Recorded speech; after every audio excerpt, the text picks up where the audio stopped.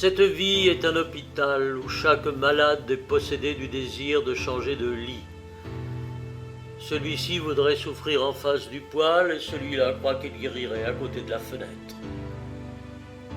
Il me semble que je serai toujours bien là où je ne suis pas, et cette question de déménagement en est une que je discute sans cesse avec mon âme.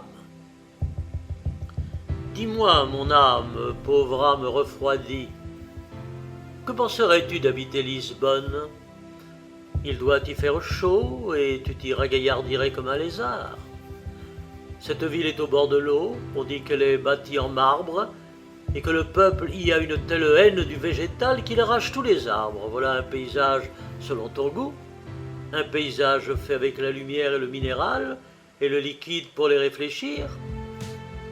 Mon âme ne répond pas.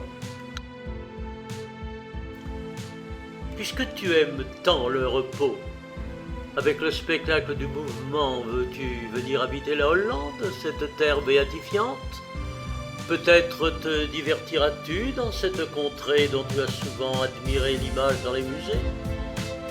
Que penserais-tu de Rotterdam, toi qui aimes les forêts de mâts et les navires amarrés au pied des maisons? Mon âme reste muette. Batavia te sourirait peut-être davantage. Nous y trouverions d'ailleurs l'esprit de l'Europe marié à la beauté tropicale. Pas un mot. Mon âme serait-elle morte? En es-tu donc venu à ce point d'engourdissement que tu ne te plaises que dans ton mal? S'il en est ainsi, fuyons vers les pays qui sont les analogies de la mort. Je tiens notre affaire, pauvre âme.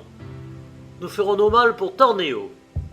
Allons, plus loin encore, à l'extrême bout de la Baltique, allez encore plus loin de la vie, si c'est possible. Installons-nous au pôle.